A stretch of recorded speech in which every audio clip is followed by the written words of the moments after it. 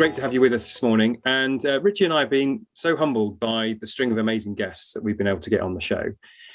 Honestly, this is a real treat to have Rachel on, because it's no exaggeration to say that Rachel is a world-leading authority on trust. I've seen Rachel speak. She's a brilliant speaker and so insightful.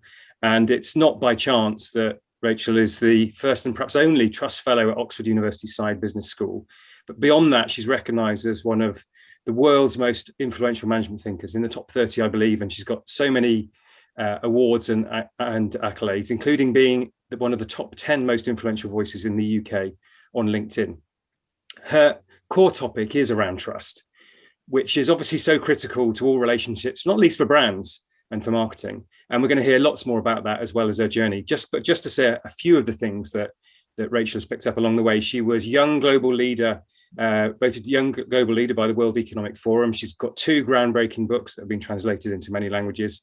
She's an advisor to boards, senior leaders, governments. She's a brilliant storyteller, and her TED Talks have been viewed by over more than 4 million people. And actually, we're going to put a couple of links to some of the best TED Talks in the follow-up that we provide afterwards. Also, one of the top 20 speakers in the world, according to Monocle. And also, great to hear that Rachel is also a passionate advocate in terms of empowering the next generation, which is obviously so critical for us at the School of Marketing. So it is an absolute pleasure to have you on, Rachel. We really, thrilled to have your insights and hear about your journey. So welcome on board, and I'll hand over to Richie to welcome as well and get us going. You're welcome. It's good to be here. I think the 9 a.m. start is my fault, so I apologise if anyone prefers 8. No problem at all. It's a lovely experiment for us as well. So, but it's an absolute pleasure to have you on this morning, Rachel. I mean, what a brilliant sort of reputation that you've earned and garnered from all the brilliant work you've done in the area of trust. And so it's just a privilege to be able to talk to you both about a bit around trust, but as well as public speaking, about your book, and then of course a little bit more about your journey and hear what made you, get to where you are. So look, without further ado, just love to pick up a little bit on the topic of trust. And perhaps for all our viewers who may not have as much of an in-depth understanding as you do around it, maybe you could give us a bit of background into some of the key tenets that make up trust, and particularly in today's COVID context.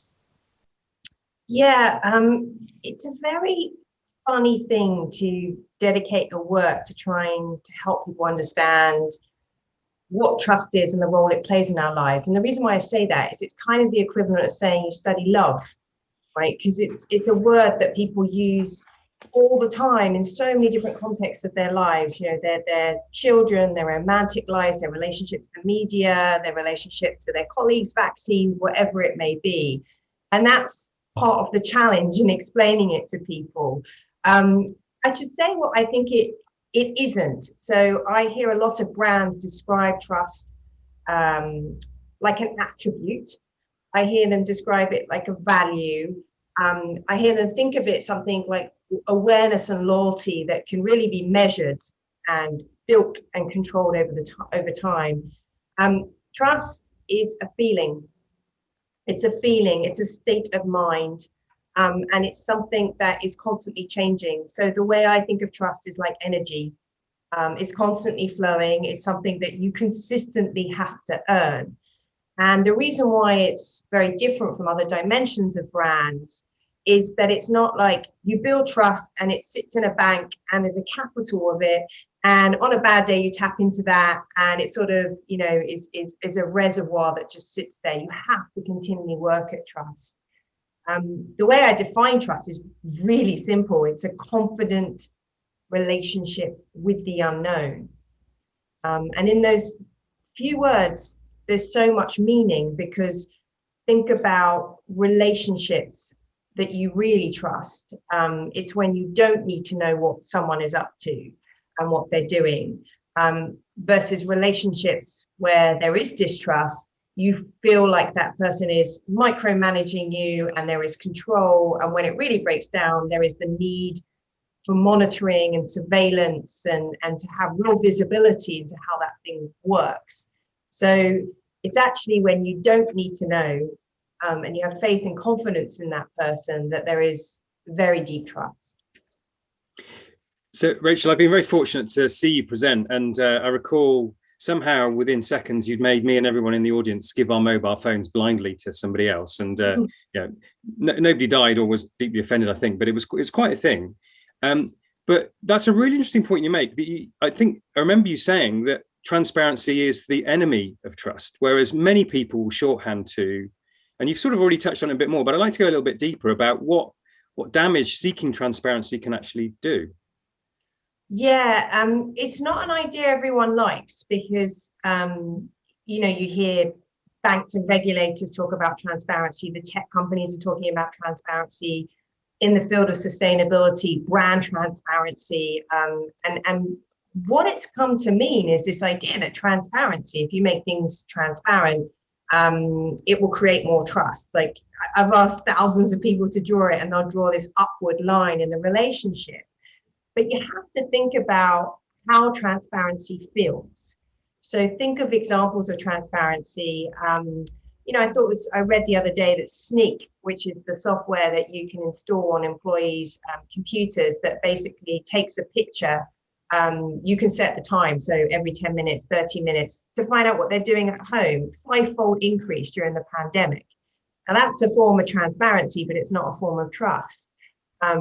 Friends I know who check their partner's phones, they check their messages, they check their emails. It's a transparent relationship, it's not really a trusting one. And so if you need things to be transparent, you're actually in a very low trust state. And what we see, and the reason why I advise companies to be quite cautious around this, is it's very difficult to maintain this promise of transparency. And it can have what we call a backfire effect, because you disclose information and then say it's a consumer, their expectation of what you're going to disclose is different from the company's. And the more you disclose, people can actually think that you're keeping more hidden from them. They want to know more. And there will come a point, and we see this in particular in the government context, where you can't share information. You had this conversation with the Bank of England, right, during the financial crisis, where they were accused of not being transparent enough. But their point was, if we'd shared this information, it would have actually been more damaging to the public, because it would have created a wildfire of panic. So you have to have enough trust, say the Bank of England, in those leaders, that they will be open about their intentions. They will share the information that you need to know. But this idea that transparency equals more trust simply isn't true. Rachel, what a refreshing perspective from my point of view. It's certainly not a way that I kind of thought about it before. So you've clearly opened my mind on that front. But Rachel, let me take you a step back just for a moment and talk a little bit more about yourself. Now, clearly, as you identified, and you said that, it's a rather niche area for you to fall into and specialize and dedicate your whole life to. What were some of the motivations behind that? I mean, did you have trust issues? Forgive the pun, but, to kind of want to kind of specialize in this area? How did you kind of get into it? I've been asked this question, and it's something I don't have a pithy answer. I know some people, they talk about this thing that happened when they were a child, and there are stories, but I can see now, I always think of career journeys a bit like a rope, these threads that come together, and eventually they become really strong, and that takes time. And if I think of my threads, I started as an artist. Made installation works, and I was very, very interested in human connection. That's the thread through my work. I'm very interested in how you take a complex idea and make it connect with people. And for years, I did that through making things. So how can you take something that's going on in the world and create something that has an emotional connection? And then through sort of twists and turns, I ended up at Harvard. I found myself at Harvard Business School, which I absolutely hated. I failed every finance exam. And then through more twists and turns, I ended up working with Bill Clinton. And President Clinton, I should say. And this was, pre-Hillary running with Obama. This was the very, very early days of his foundation. And I really observed firsthand the power of power. So when you have that kind of power, what you can do and how you can mobilize people, but also this real polarization between people who trusted him and where there was very deep mistrust of the Clintons, and feeling that up close and personal was completely fascinating. And then sort of at the same time in my life, what was going on was the reason why I left was Obama was running his first campaign, and I was a very big Obama supporter. I was living in New York at the time. And I was watching how his campaign was using technology, and this sounds ridiculous now, but the early days of social media, the early days of Facebook, and was mobilizing people. And they were sharing information, and they were, thinking about fundraising, all these things that were the infancy of sort of using technology to connect people. And I was like, this is the start of something huge. This is the start of the transformation of how strangers can trust one another over the internet. And this is going to change the way we date, and it's going to change the way we go on holiday, and it's going to change the way we move around. And so I started writing this book, and it was on the sharing economy. Everyone thought it was a stupid and terrible idea at the time. And my boss found out I was writing it and said, look, I think it's actually a really big idea, and you should leave and you should go and do this. And I couldn't believe that no one had really studied trust in online environments. And that's where I started studying drug dealer websites, because pornography and drug dealing, they're always way ahead when it comes to technology, if you want to see sort of the edges of an industry. So I studied eBay, I studied Amazon, I studied all these things, and that led to this whole new body of work and my first book called What's Mine Is Yours.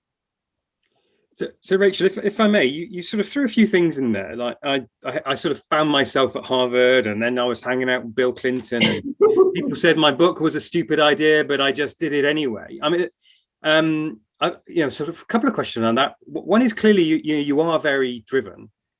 And so I'm curious to know if you can sort of diagnose where you think that drive came from.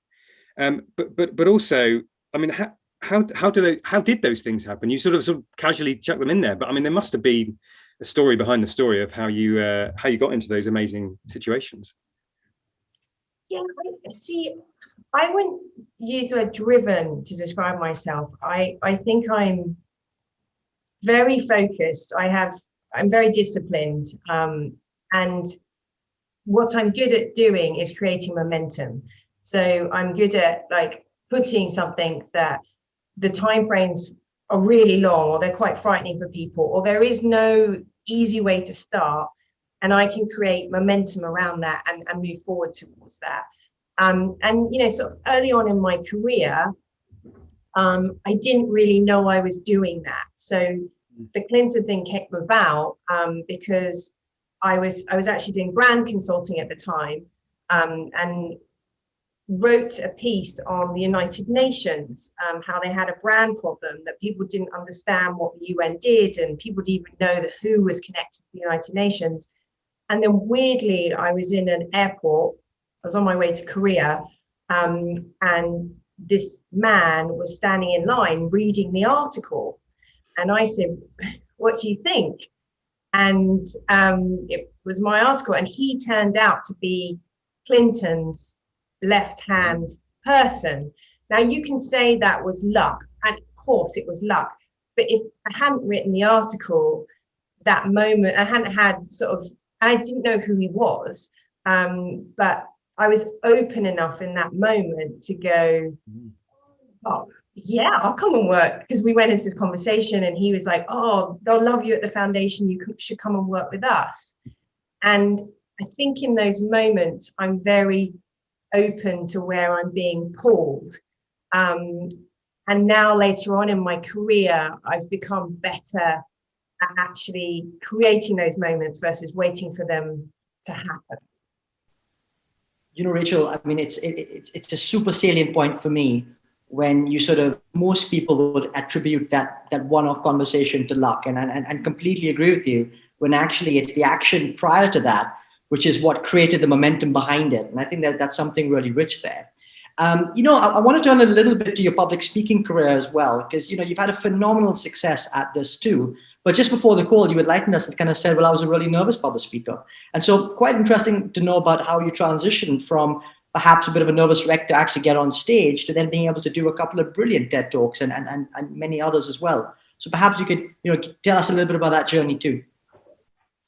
Yeah, it's something I'm really passionate in mentoring people around public speaking, because I see how it feels. Even like really experienced speakers, you should see them backstage. I could name you some names and they're throwing up and they got the jitters, and like Ruby Wax is a mess, and she won't mind me saying that. Like, it's really interesting that even people you see and they're really confident when they're out there, they're a complete mess backstage.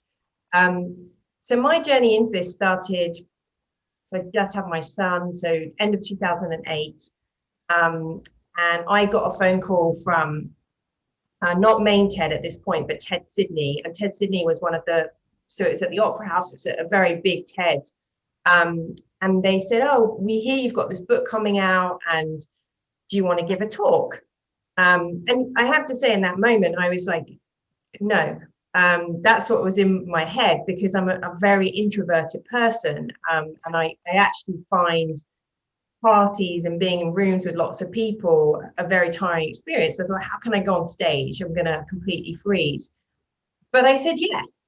And I had enough time. I had 6 months to prepare. I'd also had a child, and the first child is hard, and my confidence was completely whacked, to be honest. And so I started doing this, and I practiced that first speech. Like, my child could be screaming at me, and I could have gone through the speech. I could have done it on my head, upside down. It didn't matter what was going on. And then this very strange thing happened. So I was backstage, and then right before I actually went on, I really need the toilet. And so I ran out, and my husband's like, what are you doing? Like, about to go on. He's like, you're just nervous, go back. I was like, oh my God, he's like, you're going to be fine. And he knew me better than I knew myself, to be honest, because when you go out on stage, if you are in the right state, and the right state is you are there to give. You are there to give. You are not there to sell. It is not about you. You are there to connect with the audience and give them something. And the thing I hope I give is I give people a way to rethink things, right? That's my passion. And I went out there and I was like, this is beautiful.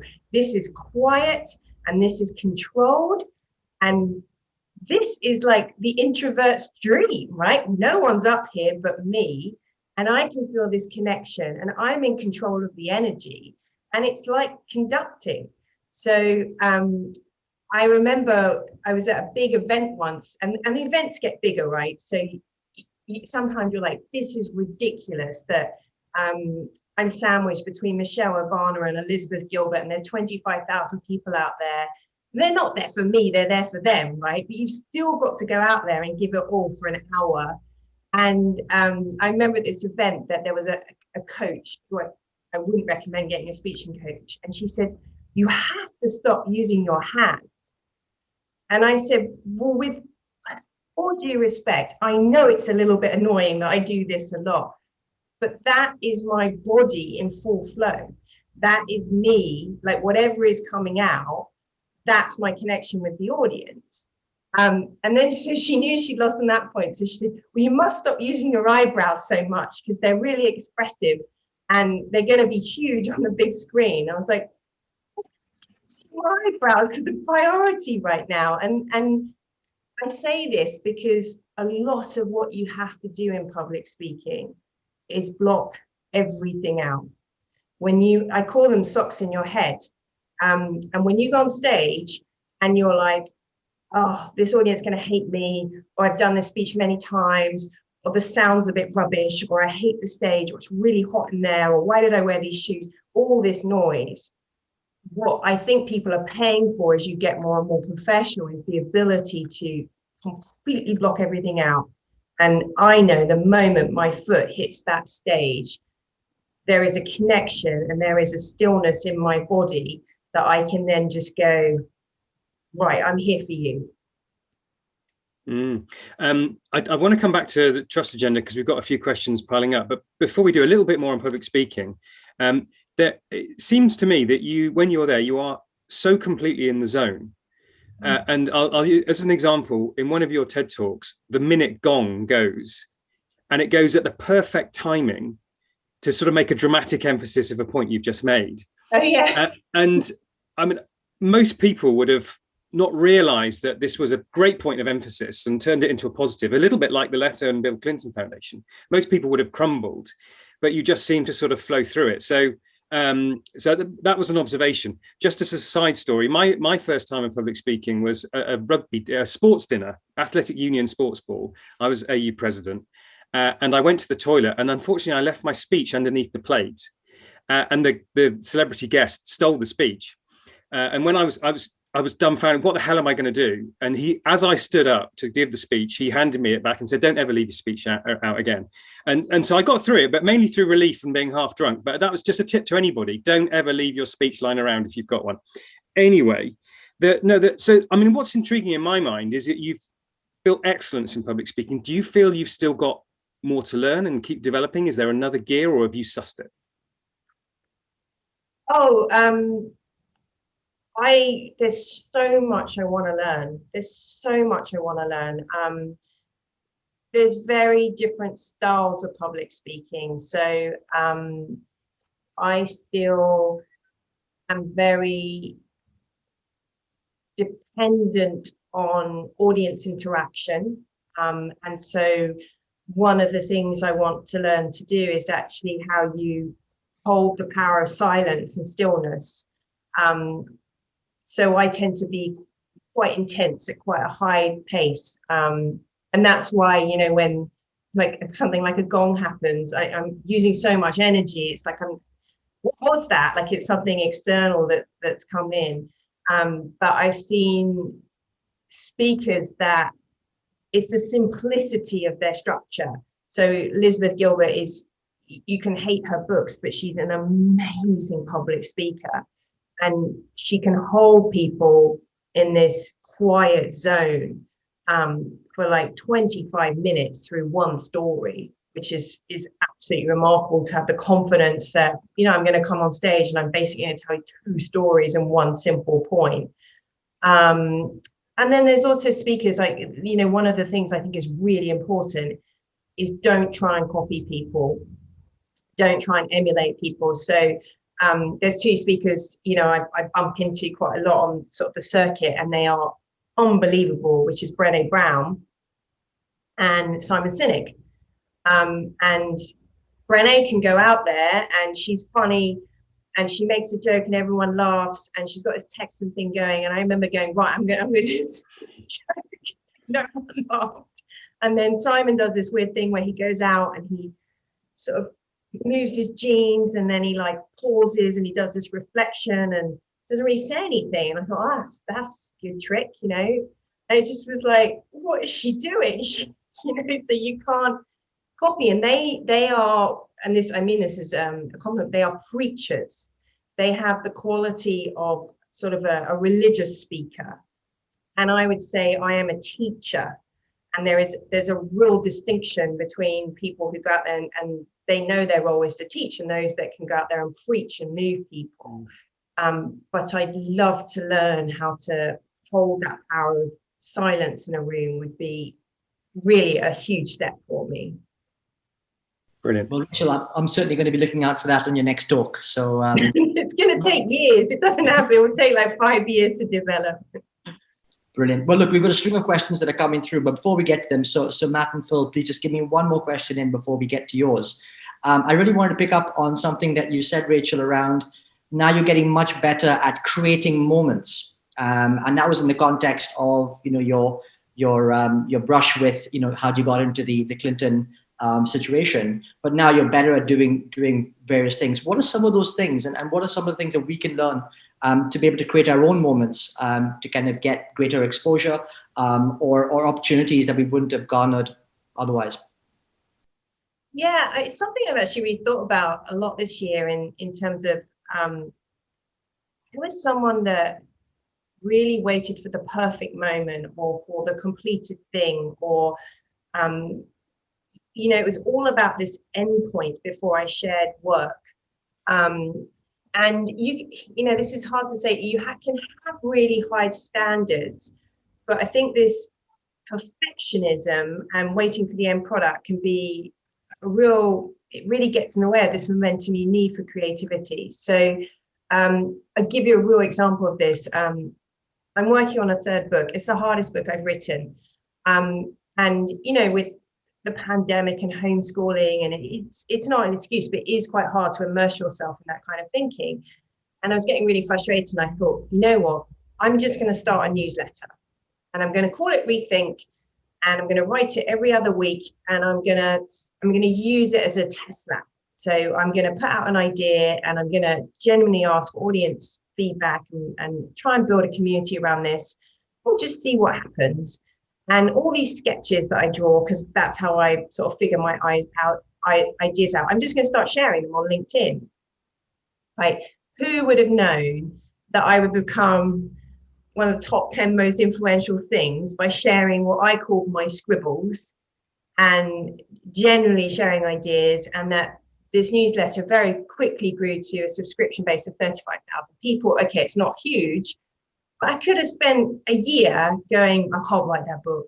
Oh, I'm sorry to the publisher. But now they can see I'm on a journey and it's getting better, right? And I feel the idea, I know the idea, I know where people want me to go. And that's a really good example of just creating your own momentum. You don't need permission. You don't need the publishing deal to get started. And to be honest, even if 5 people read it, I would still keep going, because it's a mental habit that is making me understand the subject and is making me a better writer, and is creating discipline around something in what can be quite a difficult creative time. Rachel, your growth mindset and self-empowerment is really impressive and energizing. I'm feeling a bit guilty now, because there's been a few questions there for a while. So let's go to some of the questions. Matt's got a great question. Maybe just to sort of lead into that. COVID has probably been very damaging to trust, obviously, according to Edelman's Trust Barometer. And you gave me some great advice a few years ago in terms of how trust in advertising and how that could help the Advertising Association. So it feels like we're in a trust crisis. So in that context, Matt's question, what would your advice be to reinstate trust in a relationship if it is broken? And probably you can expand out from specifics of a relationship. How do you build trust? Yeah. So I actually want to challenge this idea that trust is in crisis. So I think that's a really easy media narrative to fall into. Now, I'm not disputing that there are serious trust issues with government and politicians and science and experts and media and all those things. But there are many areas of our lives. And if you actually dive into the research, I take the Edelman barometer with a pinch of salt. But one thing that was really interesting was, I completely agree with, is sort of the return to local trust. And I think this is really interesting in brands. Anecdotally, if you listen to your friends, they'll talk about, their neighborhood having new meaning, and their communities, and shopping locally, and having a connection with their immediate surroundings. One of the interesting insights from the survey was that people trust their employers for information more than any public health organization, which is a huge implication. So trust is there. Again, like energy, it's changed form. And it's not surprising that with all this chaos and uncertainty, we contract, right? So that the trust we're looking for is quite small, immediate, and familiar to us. So I think a challenge for many brands is, how do you find that smallness within, for many brands, bigness, right? So how do you create that connection that people are really seeking? So I would, anytime you hear that trust is in a complete state of crisis, just stop for a second and you think about virtual trust that's formed in teams, and how children are managing homeschooling. Yeah, it's tough, but it's an amazing example of trust. My son's probably playing Minecraft right now as I say that, but you know what I mean. How do you repair trust? So I actually, my last newsletter, and I'm not plugging it, was on this topic. It was on this topic. So how can I explain this really quickly? The first thing I think is really important, especially when trust is broken down, is you're not going to go back. You're not trying to replicate the relationship. That's the mistake people make, right? So they think if we fix it, we'll go back to where we are. So you have to think of it as a reset. And what's happened is you were connected. There's been some disconnection, and then you have to find a way to reconnect. And the sort of surface level reasons that people give are not usually the root cause. So what I explain in this rethink is really about taking the time to figure out what the issue is, so that you can move from this state of blame into this place of reset. And the most important thing is to have the conversation. You know, so one of my joys is I teach at the university, and the class on distrust, oh, the students love it. The things I hear, it's like their therapy session, and they start venting. And then I'm like, okay, so how many of you have had a conversation with someone that you distrust? And like one hand goes up. So I'm like, right, so you all want to carry this baggage and this weight and this toxic feeling around. You'd rather talk about it. Usually they don't trust someone in the university, or they don't trust the dean, or there's something around them, right, that they've got to complain about. Or they don't trust the grades I'm giving them or something, right? You'd rather carry that weight around than have the conversation. So how you have the conversation, I think, is really where we have to develop that as a skill, because it's emotionally uncomfortable to most people. Brilliant. Well, thank you for that there, Rachel. Let me take another question from the crowd. One from Richard Brown. Do you think there's a link between the ability or willingness to trust and the need for control? Yes. I think it's one of the most fascinating relationships, the relationship between trust and control. So a really loud signal of a lack of trust is the need for control. So it's interesting, particularly when leaders or managers say, I'm a very trusting person, and they are actually, you talk to their team and they are micromanagers, and then you talk to the leader and the manager, they're like, oh, because I really care that I'm involved in everything. And that's, to be honest, that's often the step in sort of, really at the top of organizations. Leaders really understand that they have to let go. So when you need to control something, it's actually a sign of trust. And that's actually, it goes for yourself. So if you think about situations where you really struggle with being out of control, it's actually some deep trust issues. So for me personally, I love taking intellectual risks. I'm terrible with physical risks. It's almost like a panic sets in, right? Because I physically don't like being out of control. So if I swim in the sea, I swim like in the gutter. And I live in Oxford, so I had to learn how to cycle, which I know is ridiculous. But for a year, I was sandwiched between my 4-year-old and my 6-year-old, because they have more confidence on the road than me, right? Because I hate feeling out of control physically. So it's often it's a really good self-awareness thing to go, oh, why am I being really controlling here? What is it I don't trust? Or where am I comfortable with this, uncomfortable with this uncertainty? And it can reveal so many things about you and other people. Yeah, fascinating. Phil, you mentioned just one question ago about have the conversation as to sort of break the pattern, if you like. Phil's question builds on that a little bit, or a provocation. Is trust mostly a non-verbal conversational transaction? So It's what's a the great question. Sorry. Yeah, no, sorry, that was it. Yeah. Oh, it's a great question. It's the problem with trust, to be honest, is that we make too many trust decisions based on our intuition and our gut. We feel trust, right? So no, I felt like I could trust that person. And one of the things you need to make, and I'm not talking about every decision in your life, but really important decisions, you have to slow down. And when you look at, so hiring situations are a really good example where people end up hiring the wrong person. And you dive into that, you find out, like in the interview situation, they were picking up on all these signals that they wanted to hear and see and feel. And they'd lost sort of the rational judgment side of looking for the information, and really doing their homework on that person. So there's a wonderful saying, which is that trust has two enemies: bad character and poor information. And that's why I think in the digital world, which is all about speed and efficiency, it's not great for trust, right? Because it encourages you to share information, consume information, buy things, connect with people in a very accelerated way. And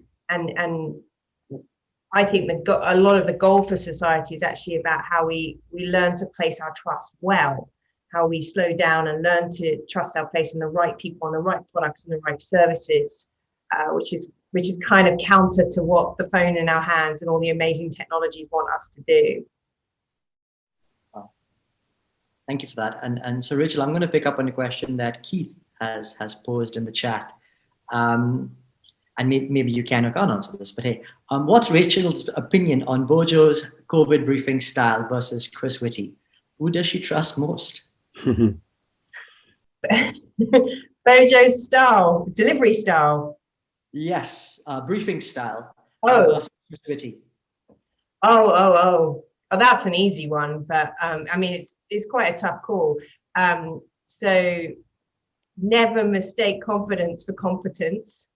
Is a really powerful lens on Bojo's style. So he's a classic, right? I'll be really confident and that will cover up for my competence issues and real understanding of this issue. Yeah, he does not instill trust in me. He does not earn my trust. Partly, I think he is, and this is a really important point, he is part of a generation of leaders, and I'm not going to make it a gender thing, that is very scared of humility. And I haven't heard him once say, I don't know. And there is a way of saying I don't know that is very powerful when it comes to trust. So if you look at Angela Merkel is a great example, right? So she will say in quite an assertive way, I don't have the information to give you an accurate answer on that, but I'm going to find out for you. And so being able to say, I don't know, and actually showing that as a strength, not a weakness. Adam Grant, who's an amazing psychologist, he's got a book out, it's just got #1, actually. I'm really happy for him. And there's an amazing study on experts. And it shows how when experts say, at least in one interview, that they don't know, people trust them more. Because we never hear those words, right? And so the fact that you're able to go, right, I really don't understand that, or I have no knowledge on that, shouldn't give you an answer, but this I understand really well. So I think for me, that's what Bojo lacks in competence issue, but also there is a lack of humility. That's a cracking question and a cracking answer. And hearing you talk about the strength in humility is a message for everybody, because the bravado, I think people see through it in a flash. So fantastic. We're probably into the last question or so. Got one from Craig, guest next week. Thank you, Craig. Fascinating views on transparency. What do you think of brands like Everlane that have tried to take to the next level and create radical transparency where there's a lack of trust on tricky issues like sustainability? So taking it to the extreme. It's a great question, Craig. So I love Everlane. I love companies like Lemonade. And what is different about those companies, for those of you who don't know Everlane, I mean, you can go on their site and you can actually see videos, live footage of their factories and what people are doing. And understand the breakdown of what everything costs within one good. The difference with those companies is, first of all, transparency is at their core from day one. So everything around their culture, everything around their product is designed around transparency. It is not something that they have layered on at a brand and communication level. It is culturally what they have said. Lemonade being another example. People don't trust insurance. So we are going to design an entire company that is built around transparency because trust is so low in this product and service.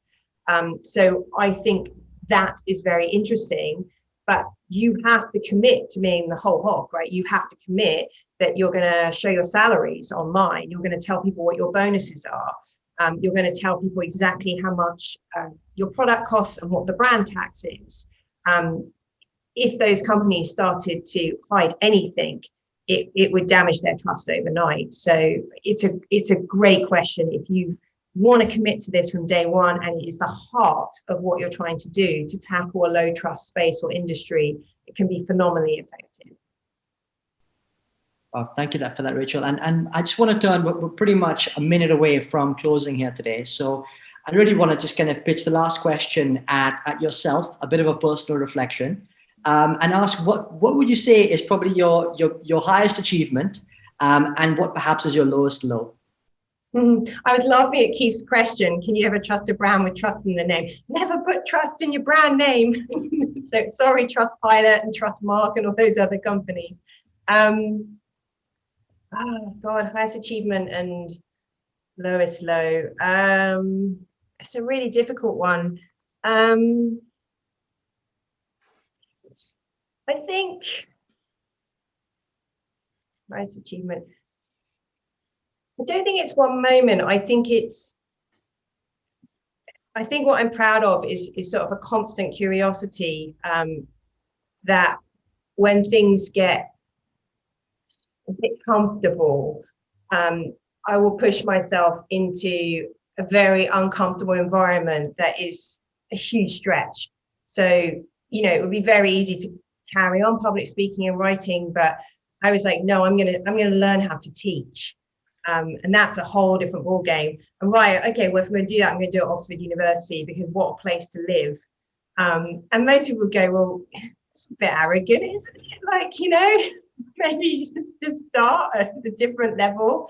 But I aim really high. I aim really, really high. And it's not that I don't hear no, but to be honest, it's where the discipline comes in. I will work so hard on that curriculum, and I will work so hard and give so much to those students that they will say, come back the next year. And then they'll say, come back the next year. And then 5 years later, they'll say, do you know what? Do you want to become part of the faculty? But my expectation isn't that will happen in one teaching term. It's that may take 5 years. So I think that's what I'm really proud of is big things take a long time, and they happen through micro moments, and I put that work in. Low lows, or things that I think are hard. I wish I hadn't traveled so much when my kids were really young. Like, that is a regret. I mean, it's hard to say, it's what my job required, but getting on a plane and pretending to everyone that I was like Superwoman, and I was flying from Australia. I flew from Australia to Mexico, gave a talk, went to see the Mexican, I can't even remember because it was a blur, some government leader, didn't even sleep, got back on the plane and flew home. That's stupid. That's not smart. That is not what we should be doing with our lives. And so that is a very, very deep regret that I pretended to everyone that I could operate at that speed and at that level, and it's just not sustainable. Well, that's a good note to end on, in terms of, let's all try and find the balance, particularly in these difficult times. But Rachel, it's been an absolute treasure to have you on. So insightful, so inspiring. I'm just going to do a quick recap and then hand to Richie to do the same. But my takeaways: trust is a feeling. It's a confident relationship with the unknown, and actually transparency can have a backfire effect. You've shown how you're brilliant at creating momentum. That presenting, you're there to give, which is a lovely reframe. And you'll find your own way. Don't look to copy others. but also the way you give yourself permission. You don't need permission to get started, and we'll send around your newsletter to our audience as well. You need to create a reset. You need to have the conversation. Don't mistake confidence for competence, with Bojo top of mind in that regard. The strength in humility. It's okay to say I don't know. And personally, I have the way that you say you aim high, but in a very assured, but in no way arrogant way. Just giving yourself permission to be brilliant and be your best self. So thank you very much, and I'll hand to Richie. Thanks, Mark. And Rachel, what a journey it's been over the last 45 minutes for me. I mean, it's been fantastic to hear so many of those insights, and we've covered such a great range of topics. A couple of key things that really kind of, that really resonated with me. I love the fact that you started off talking about the twists and turns of life, but what a fantastic twists and turns you've had. I mean, just unbelievable. When you talked about the power of power, that was something that really resonated. I loved the fact when you talked about, you being extremely introverted, and then how you completely reframed the whole notion of being on stage as being an introvert's dream. I mean, that's just a great reframing sort of thought. Other things were when you said, you don't need permission to start, and you talked about that your newsletter. And I love that, you don't need a publisher to tell you to validate those decisions. You get out there and make that happen for yourself, which really resonated. Mark covered a lot of other things. I love what you talked about Boris, when you talked about confidence, not competence, and that dynamic around that. And finally, the thing for me was when you talked about life as a series of micro moments that lead up to big things. I think that's something we all could take away from. So, Rachel, it's been an absolute pleasure of a time. Pleasure. Thank you for having me. Yes, so good. And Craig, who's on next week, this is the act you need to follow. But I have every confidence you will. So yeah, we're really, really pleased to have Craig on next week. Known Craig for many years. Craig is probably one of the most respected and well-liked marketers in the UK. And when Craig talks, people listen. He was at John Lewis for a decade. In many ways, the father of Christmas advertising that we know and love. Multiple IPA Gold Effectiveness Awards, multiple Cannes Lion Grand Prix, and a real gentleman and a pleasure to talk to. And so fantastic to have you on next week, Craig, and to hear your journey, what you're doing with the Marketing Society, and of course what's to come next. So look forward to that, and join us next week, 8 a.m. back to the normal time. So no more lions, unfortunately, but hopefully you can join next week. And finally, to say thank you again, Rachel. It's been wonderful to have you on the show.